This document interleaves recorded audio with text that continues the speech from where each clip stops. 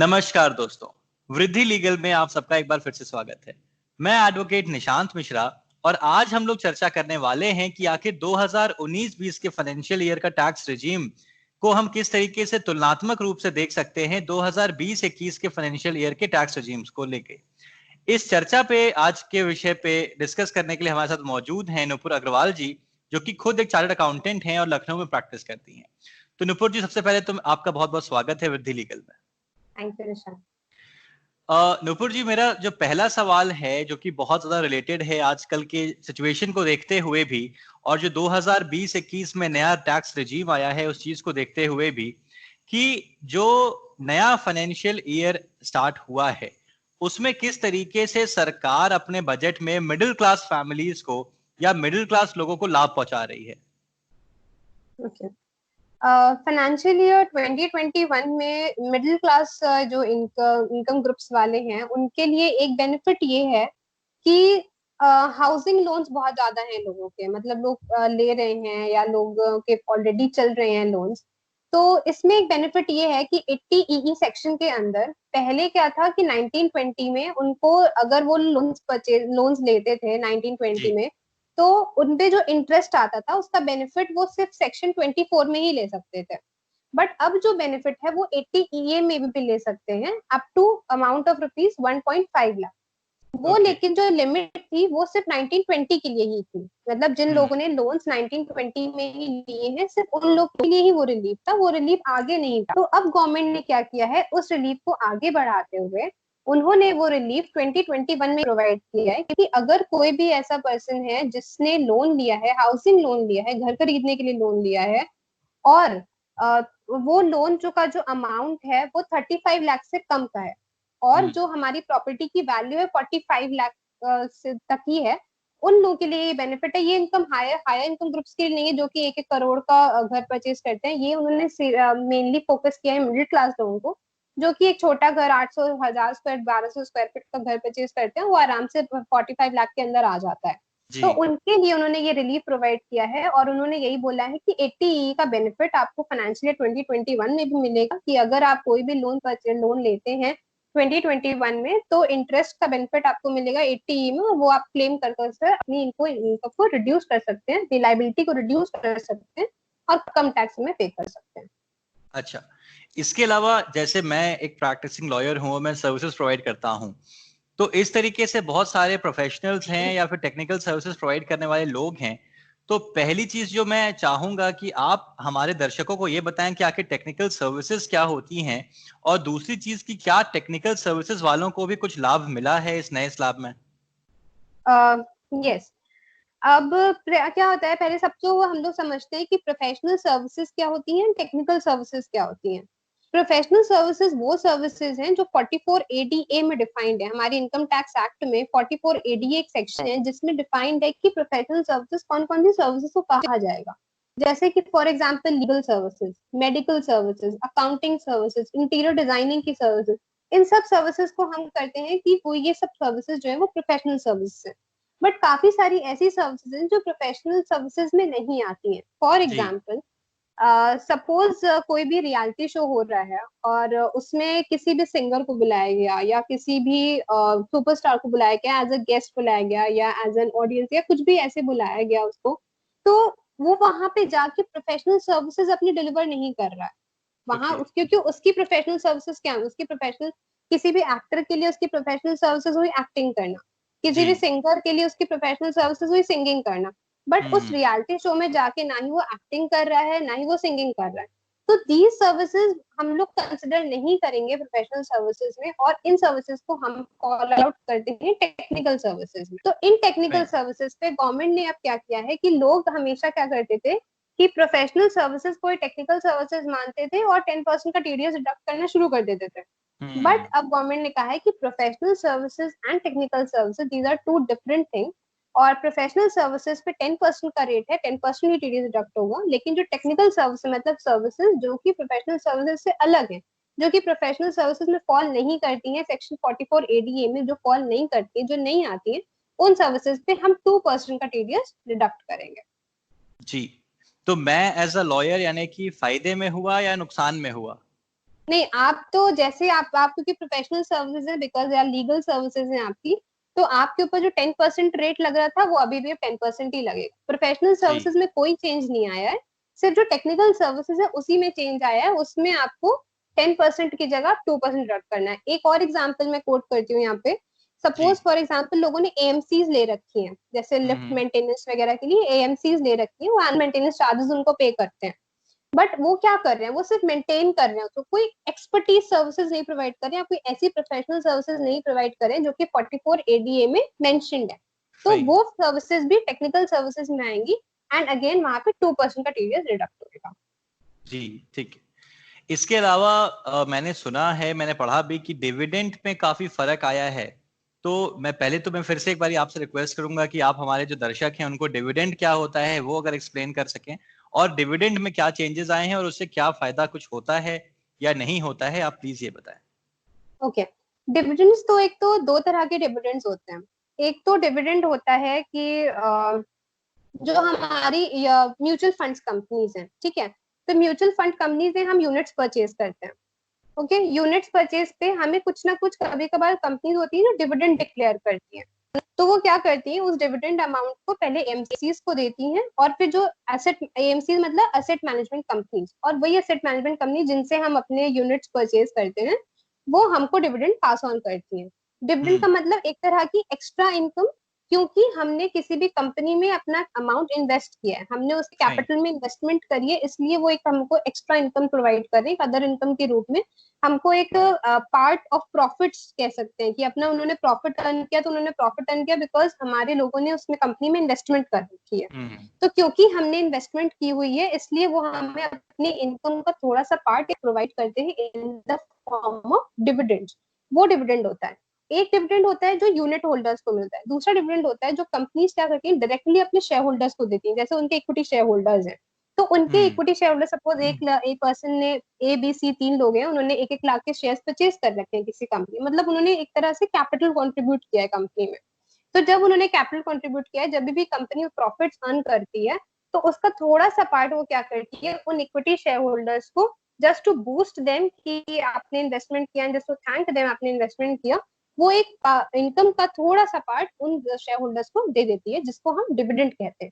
तो एक डिविडेंड हो गया जो कंपनीज एएमसीज को देती हैं और एएमसीज पर्सन को देती हैं, यानी कि जो यूनिट होल्डर्स होते हैं उनको देती है। और एक डिविडेंड होता है जो कि हमारी जो कंपनीज है वो डायरेक्टली अपने इक्विटी शेयर होल्डर्स को देती है। जी। तो पहले सिनेरियो क्या था, पहले ये था कि जब भी कंपनीज होती वो अपने डिविडेंड्स डिस्ट्रीब्यूट करती थी, जब भी वो कंपनीज एएमसी को देती और एएमसी अल्टीमेट ओनर को देती थी, या फिर कंपनीज इक्विटीज को देती थी, तो क्या होता था डिविडेंड डिस्ट्रीब्यूशन टैक्स डिडक्ट होता था। हम्म। गवर्नमेंट कहती थी अगर आप डिविडेंड्स दे रहे हैं तो हमें डिविडेंड डिस्ट्रीब्यूशन टैक्स पे करिए, और वो डिविडेंड डिस्ट्रीब्यूशन टैक्स अप्रॉक्स होता था 20.26% का डिविडेंड डिस्ट्रीब्यूशन टैक्स पे किया जाता था। ठीक है, बट अब क्या है, अब गवर्नमेंट ने ये डिविडेंड डिस्ट्रीब्यूशन टैक्स कंप्लीटली खत्म कर दिया है। उन्होंने कहा है कि डिविडेंड अगर डिस्ट्रीब्यूट कर रहे हैं तो उसका जो टैक्स का बर्डन है वो हम कंपनी पे ना लेके, वो हम इंडिविजुअल जो पर्सन रिसीव कर रहा है उस डिविडेंड को उस पे लेकर आएंगे। तो इससे हम्म। क्या हो गया है कि जो टैक्स का बर्डन है वो कम्प्लीटली शिफ्ट हो गया है कंपनी से लेके एंड रिसीवर पे। तो इसी में चेंज ये आया है कि अगर किसी भी इंडियन कंपनी ने किसी भी पर्सन को इक्विटी होल्डर या प्रेफरेंस होल्डर किसी को डिविडेंड दिया, तो वो 10% टीडीएस कट करके उसको डिविडेंड पे करेगी, अगर उसका सही। डिविडेंड अमाउंट एक फाइनेंशियल ईयर में 5,000 से एक्सीड करता है। तो सपोज जी। उसको 4 कंपनी से डिविडेंड मिल रहा है और 4 कंपनी से उसको 1,000 रुपए मिल रहा है, 4,000 हुआ तो उसका कोई भी टीडीएस डिडक्ट नहीं होगा। लेकिन अगर ठीक उसको है। सारी कंपनी से मिला के अगर एक फाइनेंशियल ईयर में एक्सीड करता है वो 5,000 से ज्यादा, तो उस पर 10% का डिविडेंड डिडक्ट होगा। सेम सही। वेज अगर हमारी म्यूचुअल फंड्स कंपनीज हैं, तो वहां केस में क्या होता था कि पहले कंपनी जो थी वो एएमसीज को पेमेंट करती थी, तब डिविडेंड डिस्ट्रीब्यूशन टैक्स डिडक्ट होता था, क्योंकि गवर्नमेंट ने क्या बोला डिस्ट्रीब्यूशन पे हम टैक्स लेंगे। और फिर एएमसीज होती थी तब अगेन वो यूनिट होल्डर्स को डिविडेंड पे करती, अगेन टैक्स डिडक्ट होता, मतलब यहाँ पे डबल टैक्सेशन हो रहा था। उस डबल टैक्सेशन को अवॉइड करने के लिए अब अल्टीमेट जो रिसीवर है उसी को सिर्फ टैक्स किया जाएगा। और अगेन अगर एएमसीज अब जो जो रिसीवर है उनको पे करेंगे डिविडेंड, तो वहां पे 10% का टीडीएस हमारा डिडक्ट होएगा, और वो भी तभी जब हमारे एक फाइनेंशियल ईयर में जो अमाउंट है वो 5,000 से एक्सीड करेगा। ठीक है। तो ये था डिविडेंड का। ओके। एक चीज और जो कि आजकल आमतौर पे लोगों के कंसर्न बना हुआ है कि 2019-20 का सिनेरियो अलग था, 2020-21 का सिनेरियो अलग है, प्लस जो सिचुएशन अभी देख रहे हैं उससे तो काफी ज्यादा सिनेरियो पे फर्क आ रहा है। तो आप हमारे दर्शकों को प्लीज ये समझाने की कोशिश करें कि 2019-20 का टैक्स रजीम बेहतर था या 20-21 का टैक्स रजीम उनके लिए बेहतर है, और आखिर क्या फर्क है 2019-20 फाइनेंशियल ईयर में और 20-21 फाइनेंशियल ईयर के टैक्स रजीम में। ओके, तो सबसे पहले तो हम जानते हैं कि 19-20 में क्या टैक्स रेट था और 19-20 में और 2021 में क्या टैक्स स्लैब आया है। तो जी 1920 में जो स्लैब रेट था वो 3 स्लैब्स थे। स्लैब जी ये रेट था कि 2.5 लाख तक तो एग्जेम्प्ट ही था, कोई भी टैक्स आपको नहीं पे करना अगर आपकी 2.5 लाख तक की इनकम है। अगर आपकी इनकम 2.5 लाख से 5 लाख तक की होती है तो आपको 5% का टैक्स देना था। अगर 5 लाख 10 लाख तक की होती है तो आपको 20% का टैक्स देना था, और अगर 10 लाख से एक्सीड करती है तो आपको 30% का टैक्स देना था। ये जी तो हमारा ओल्ड रिजीम में था। ओल्ड रिजीम में एक ये भी था कि हमें 87A के अंदर रिलीफ मिली थी, यानी कि अगर हमारी जो टैक्सेबल इनकम है वो 5 लाख तक की है और 5 लाख पे 5% के हिसाब से टैक्स बन रहा है 12,500 का। हम्म अगर हमने 87A का रिलीफ उठाया तो उसमें 12,500 का हमें बेनिफिट मिल जाता और हमें एक भी रुपए का टैक्स नहीं देना पड़ता था। जी ठीक है, ये चीज अब जो नया रिजीम आया है, नए रिजीम में टैक्स स्लैब सुनिए क्या है। हाँ, ओल्ड रेजिम में एक और चीज, ओल्ड रेजिम में हमें डिडक्शन और जो हमें एग्जेम्पशन है वो भी क्लेम कर सकते हैं। जैसे कि हम बच्चों की फीस, स्कूल की फीस पे करते हैं, हम LIC के हाउसिंग प्रीमियम्स पे करते हैं, हम हेल्थ इंश्योरेंस के प्रीमियम्स पे करते हैं। तो ये जितने भी प्रीमियम्स वगैरह हम पे करते हैं इनका बेनिफिट हम ओल्ड रेजिम में उठा सकते हैं। 1920 में अगर हम जाएंगे तो हम उठा सकते हैं। जी अब हम लोग देखते हैं कि 2021 में क्या है। 2021 में पहली चीज तो जो 87A का रिलीफ था, यानी कि 12,500 का जो अमाउंट अगर टैक्स आपका बन रहा है तो 12,500 आपको रुपए नहीं देने और आपका टैक्स जीरो आएगा। वो तो नए रिजीम में भी है। नए हम्म रिजीम में दूसरी क्या प्रॉब्लम क्या है कि जितनी भी हम डिडक्शंस कर रहे हैं, मतलब जैसे जो हम डिडक्शंस क्लेम कर, जैसे 80C की, स्टूडेंट फीस की, मेडिकल क्लेम की या इंटरेस्ट ऑन हाउसिंग लोन की जो मैंने अभी बताया, वो सब डिडक्शंस हमें जो नए स्लैब रेट से अगर हम जाते हैं तो हमें अवेलेबल नहीं होगी। ओके मतलब यहाँ हमारी जितनी इनकम आ रही है उतनी एंटायर इनकम पे जो भी टैक्स रेट है उतना हमको पे करना पड़ेगा। अब हम यहाँ पे स्लैब रेट्स देखते हैं, यहाँ पे कम से कम 6 तरह के स्लैब रेट आए हैं और इसमें क्या है, 2.5 लाख तक तो एग्जेम्प्ट है, 2.5 से 5 लाख तक का आपका 5% है, 5 से 7.5 लाख तक का आपका 10% है, 7.5 से 10 लाख तक का आपका 15% है, 10 से 12.5 लाख तक का आपका 20% है, 12.5 लाख से 15 लाख तक का 25% है, और अबव अगर 15 लाख की इनकम आपकी जाती है तो 30% है। यानी ओके कि हमारे जो ओल्ड स्लैब रेट है वहां 10 लाख से ऊपर ही हमें 30% पे जाना पड़ रहा था। यहाँ पे हमारा क्या है, 10 से 12.5 20%, 12.5 से 15 25%, और 15 लाख के ऊपर उन्होंने उसको 30% किया है। हम्म बट यहाँ पे मेन प्रॉब्लम क्या है कि हम रिडक्शंस और एग्जेम्पशंस क्लेम नहीं कर सकते हैं। नहीं कर सकते, तो यानी एक नहीं, तरफ जो है पॉकेट पे दिखाने के लिए हल्का कर दिया गया कि पॉकेट पे भार कम पड़ेगा, लेकिन कहीं ना कहीं से वो पॉकेट पे लगभग उतना ही असर आ रहा है। उतना ही असर आएगा। अब मैं आपको बताती हूँ, मैं आपको कुछ 4 सिनेरियो बताऊंगी जिसमें मैं ये बताऊंगी कि अगर हम एग्जेम्पशन क्लेम नहीं करते हैं, बिल्कुल ही कोई पर्सन ऐसा है, कोई लो इनकम ग्रुप्स वाले ऐसे हैं जिनको जो कोई इन्वेस्टमेंट नहीं करते, जो ना ही हम्म LIC में इन्वेस्टमेंट करते हैं ना ही स्कूल फीस में इन्वेस्टमेंट करते हैं, उनके लिए बेहतर स्लैब रेट कौन सा है। फिर मैं आपको बताऊंगी कि अगर हम एग्जेम्पशन अपनी बढ़ाते जाते हैं तो हमें कितना कितना बेनिफिट मिलता जाएगा। जी तो पहला सिनेरियो ये है कि हम जब कोई भी एग्जेम्पशन क्लेम नहीं करते हैं उस केस में, क्योंकि हमारे नए टैक्स स्लैब में हमारे स्लैब रेट्स कम है, मतलब हमारी जो टैक्स रेट है वो कम है। जैसे 10 लाख के ऊपर भी वहां पे हमारे सिर्फ 7.5% देना पड़ा, जबकि हम यहाँ पे 30% देंगे, वहां पे हम कम देंगे। तो इस वजह से हमारा जो न्यू रिजीम है वो फायदेमंद रहेगा। और अगर हम देखें तो 7.5 लाख की इनकम पे हम 26,000 रुपए सेव कर सकते हैं अगर हम नए टैक्स स्लैब में जाते हैं। और अगर हम्म 20 लाख की इनकम है तो हम अप्रॉक्स 78,000 रुपीज सेव कर सकते हैं टैक्स का अमाउंट, अगर हम नए स्लैब में जाते हैं। तो हम्म ये तो तब बात हुई, लेकिन जब हम एग्जेम्पशन नहीं क्लेम करते हैं। जी अगर हम एग्जेम्पशन क्लेम करते हैं, अब क्योंकि बहुत सारे ऐसे लोग हैं जो, अब देखिए स्कूल की फीस तो बच्चों की तो भरेगा ही भरेगा इंसान। बिल्कुल इंसान LIC का प्रीमियम तो करेगा ही, पेमेंट करेगा ही करेगा। 80D में वो medical claim, because medical preventive health checkup भी हर साल इंसान, ऑब्वियस सी बात है, किसी ना किसी घर में कोई ना कोई बीमारी रहती है या फिर नहीं भी रहती है, तो वो एक प्रिवेंटिव हेल्थ चेकअप तो कराता ही कराता है, रेगुलर हाँ जी। हेल्थ चेकअप कराता ही कराता है। तो अगर वो कराता है तो उसको उसका बेनिफिट वो लेगा ही लेगा। तो अगर हम डिडक्शन क्लेम करते हैं और हमारी डिडक्शन 1.5 लाख तक की जाती है, तो हमें क्या है 7.5 लाख तक पे, अगर 7.5 लाख तक की आपकी इनकम है, तो आप ओल्ड रिजीम में ही बेहतर है आपका जाना। मतलब हमारी इनकम 7.5 लाख है और हमारी जो एग्जेम्पशन है वो 1.5 लाख है।